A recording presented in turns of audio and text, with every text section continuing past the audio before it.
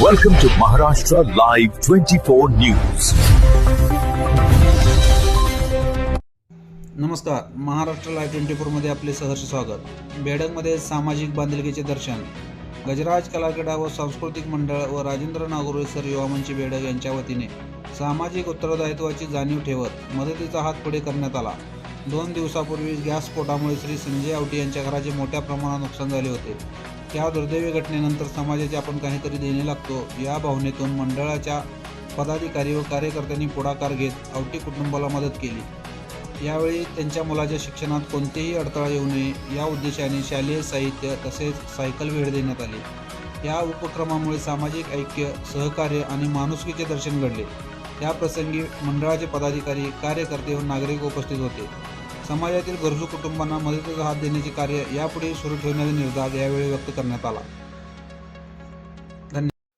गेल्या 2 दिवसापूर्वी बेडग येथे संजय आवटी यांच्या घरामध्ये गॅसच्या टाकीचा स्फोट होऊन संपूर्ण त्यांचं घर या ठिकाणी आगीच्या भक्षस्थानी पडलं.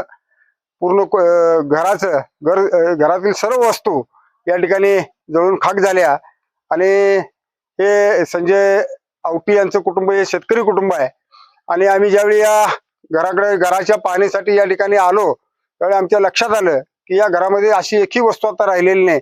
या संजय आवटी यांचे मुलगा या ठिकाणी शाळेमध्ये शिक्षण घेतोय, त्यांची मुलगी शाळेमध्ये शिक्षण घेते आहे आणि त्यांचं सर्व शैक्षणिक साहित्य या ठिकाणी जळून खाक झालेलं आहे. इतकंच नाही तर मुलग्याला या ठिकाणी घरापासून गावाकडे शाळेला जाण्यासाठी एक सायकल त्यांनी नवीन आणली होती, तीही जळून खाक झालेली आम्ही पाहिली आणि अतिशय वाईट वाटलं.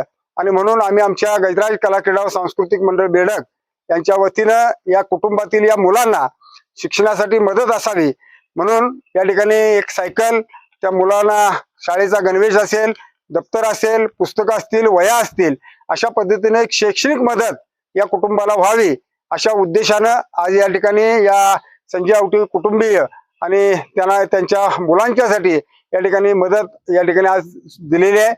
त्यांचं या ठिकाणी नुकसान फार मोठं झालेलं आहे. शासनामार्फत, प्रशासनामार्फत काही ना काही मदत या ठिकाणी मिळेल नाही मिळेल, परंतु आपलं एक सामाजिक जाणीवेचं भान ठेवून आमच्या गजराज मंडळाच्या वतीनं आपण काही ना काही मदत केली पाहिजे अशा भावनेतून ही छोटीशी मदत आपण या कुटुंबाला आज या ठिकाणी केलेली आहे. धन्यवाद.